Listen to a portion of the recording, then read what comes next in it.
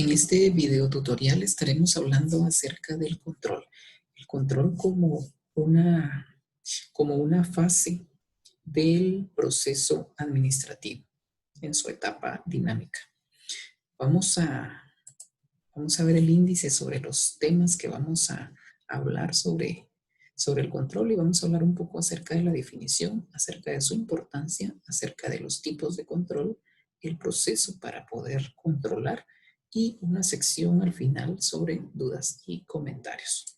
Bien, entonces vamos a empezar profundizando acerca de la definición. ¿Qué es el control?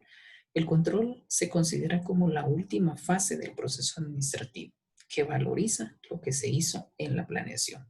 Es decir, como se ha mencionado en otros videos o en otras clases desarrolladas, que la planeación es la parte teórica, es donde desarrollamos políticas, es donde desarrollamos estrategias, metas, objetivos, misión, visión, procedimientos, programas, planes, es decir, un sinfín de actividades que nos van a permitir orientarnos hacia dónde queremos llegar.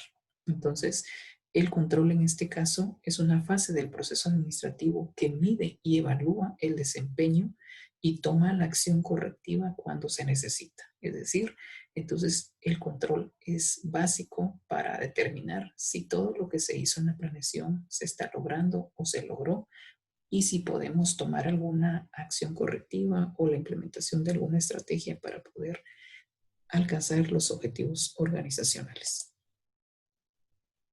Vamos a hablar entonces cuál será su importancia. La importancia del control pues es que nos sirve para comprobar la efectividad de la gestión de cualquier área dentro de la organización. Es decir, a través del control podemos medir el desempeño del área de marketing, del área administrativa, del área de recursos humanos, del área de producción, del área financiera, es decir, de cualquier área que conforme un organismo social. Dentro de los aspectos importantes del control es que promueven el aseguramiento de la calidad. Es decir, si controlamos, entonces podemos medir la calidad que nosotros querramos o que hayamos establecido, dar a disposición hacia los clientes. Podemos proteger también, o nos puede servir para proteger los activos de la empresa, ¿verdad? Es decir, a través del control podemos tener establecido todos los activos que tiene una organización y poder controlar que estos no se pierdan, que no tengan una dirección totalmente distinta, ¿verdad? Entonces, al administrador, al propietario, pues le va a servir controlar sobre los activos que tiene una organización. El control también garantiza el cumplimiento de los planes, como mencionamos con anterioridad. A través del control, entonces, podemos determinar si realmente se están cumpliendo todo lo establecido en los planes de la organización. Nos permite también establecer medidas para prevenir errores, reducir costos y tiempo. Es decir, todo lo que podemos entonces, si podemos controlar, podemos entonces disminuir esos errores, reducir los costos de inversión y por consiguiente los tiempos. ¿Qué tipos de control existen? Existe el control preliminar, el control concurrente y el control posterior. ¿Cuál es el control preliminar? Como bien mencionábamos, en la planeación desarrollamos políticas, desarrollamos procedimientos, desarrollamos normas. Estos se pueden considerar como controles preliminares, es decir, nos anticipamos a que antes de realizarse una actividad. Entonces, el control preliminar son todos esos aspectos o esos criterios que nosotros vamos a considerar antes de iniciar la actividad y que nos va a permitir disminuir los errores o las desviaciones.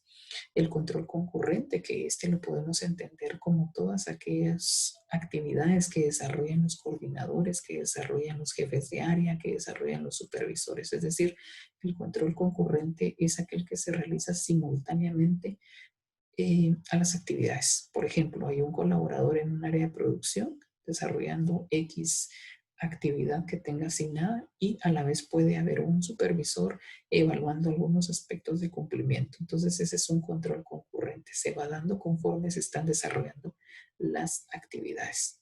Tenemos el control posterior, que es el que se realiza o es el que se efectúa después de haber concluido el tiempo, por ejemplo, de un objetivo o de un plan. Es decir, por ejemplo, desarrollamos un plan a 6 meses, entonces, concluidos los 6 meses, o concluido el plan o el programa, nosotros entonces podemos realizar una medición, podemos controlar si realmente cumplimos los objetivos establecidos en ese plan o simplemente no se cumplió o cuáles son algunos aspectos o áreas de oportunidad que tendríamos que mejorar.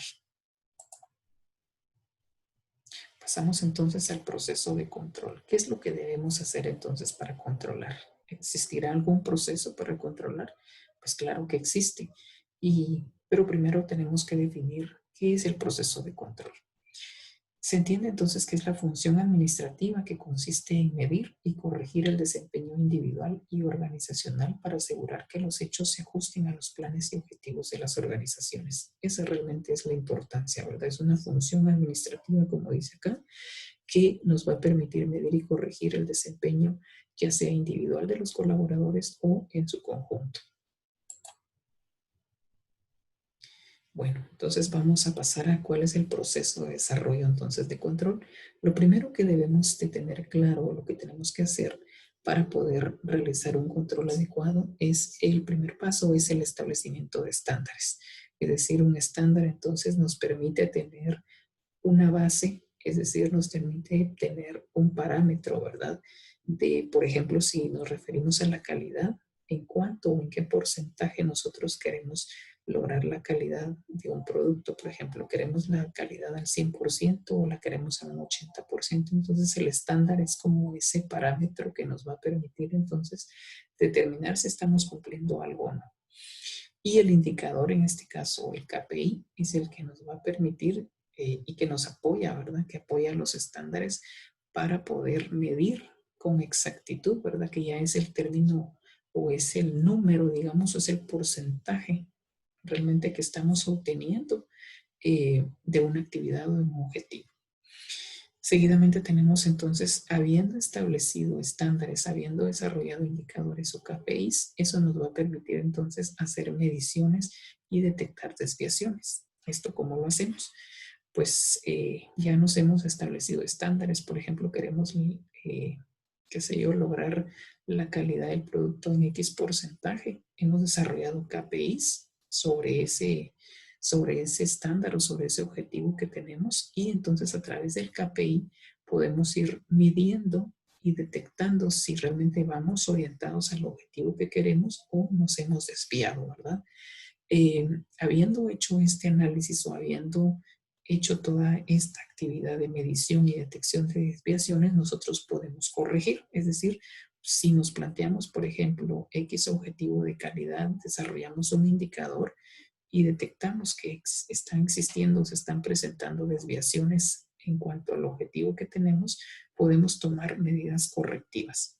Y posteriormente, por ejemplo, si realizamos o nos planteamos ese objetivo a 3, 4, 5 o 6 meses, cumplidos esos 6 meses, por ejemplo, entonces podemos determinar si lo cumplimos o no lo cumplimos y a través de eso podemos hacer una retroalimentación.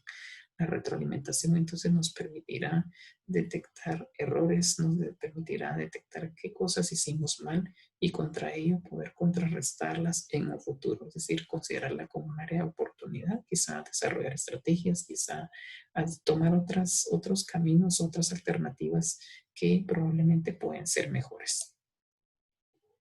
A continuación, pues vamos a ver un ejemplo de indicadores que son lo que veníamos platicando. Por ejemplo, podemos tener un indicador. Aquí voy a presentar 3 ejemplos específicamente de un área de marketing. Por ejemplo, si queremos medir entonces la eficiencia de una campaña publicitaria, esto probablemente lo podemos hacer, por ejemplo, teniendo o determinando las ventas que hemos obtenido versus la inversión que hicimos en publicidad. Por ejemplo, si invertimos en una campaña publicitaria 25,000 quetzales, por ejemplo, y lo obtenido en ventas fueron 75,000, por ejemplo, eso nos permite entonces determinar el porcentaje de eficiencia o realmente de impacto que tuvo esa campaña publicitaria. Es decir, invertí 25,000, pero vendí 75,000. Entonces quiere decir de que sí hay un margen ahí que pudimos recuperar la inversión, ¿verdad? Y la superamos. Entonces eso quiere decir de que fue eficiente.